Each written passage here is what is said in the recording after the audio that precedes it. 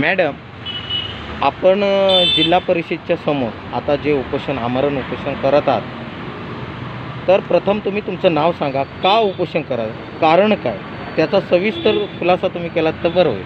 माझं नाव नफीसा अहमद परकर, जिल्हा परिषद सदस्य खारीपट्टा.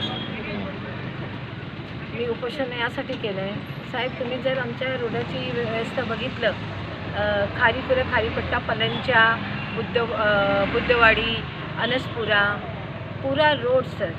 आता समजा तेव्हा जे आमदाराच्या फंडातून काम आलेलं होतं, कॉन्ट्रॅक्टरनी काय केलं, कॉन्ट्रॅक्टरला दिलेलं काम तो कुठला दुसरा ठेकेदारला दिला आणि अशी परिस्थिती त्यांनी रोडाची केली आहे ना सर, की आपण ती आमची गाडी पण तिथे वर जाऊ शकत असं होईल. बरं, त्या ज्या परिसरातून तुम्ही निवडून आलात त्या परिसरातील लोकांचं हित पाहण्यासाठी तुम्ही हे आमरण उपोषण करत आहात. हो, याबद्दल काही शंका नाही. करेक्ट. पण लोकांचा तुम्हाला पुरेपूर्ण पाठिंबा आहे का? हो जरूर हां. आहे. पण हां, बरं, मी काय म्हणतो मॅडम, हे किती लाखाचं काम आहे? हे साहेब आता नाही तरी समजा ना, आता रोडाचा विषय आता आपण जाऊनच तुम्ही जर आमच्याबरोबर आले आणि बघितलं तर समजा एक अंदाजानं 2.5 कोटी पर्यंत होईल सर. हां, कॉन्ट्रॅक्टर कोण आहे, तुमच्या ओळखीचा आहे का? नाही, कॉन्ट्रॅक्टर आमचा ओळखीचा नाही. आणि मध्ये सर जर काम करताना त्यावेळी मी त्यांना थांबवलं होतं की बरोबर काम नाही, आणि आम्ही ते पुढच्या म्हणजे आम्ही वर पण सांगितलं होतं की त्यांनी सांगितलं की नाही असू द्या, आमचा तो अधिकार आहे, म्हणून आम्ही गप्प बसलो.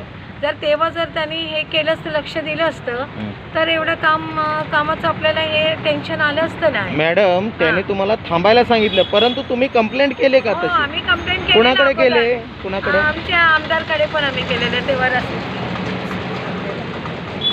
बोला साहेब, असं आहे ना की आम्ही स्वतःनी 30 मे 2002 रोजी जिल्हा परिषद कार्यालय, सभापती, जिल्हा परिषद सभापती, जिल्हाधिकारी साहेब, त्याच्यानंतर अभियंता, उपअभियंता, सर्वांजवळ आम्ही 30 तारखेला ही कंप्लेंट नोंदवलेली आहे.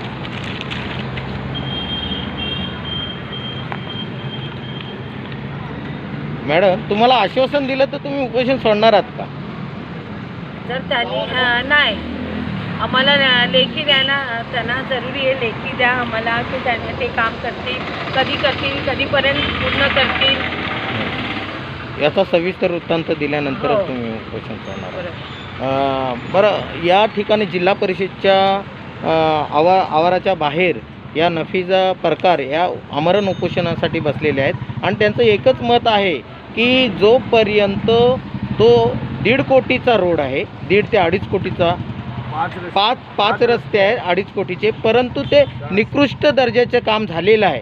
त्याकरिता त्या वेळोवेळी कॉन्ट्रॅक्टरकडं टच करत होत्या, त्यांना सांगत होत्या, परंतु कॉन्ट्रॅक्टरने ऐकलेलं नाही. अशा प्रकारे त्यांनी कंप्लेंट देखील केलेली आहे 5 मेला, आणि त्याची इथे प्रत देखील आणलेली आहे.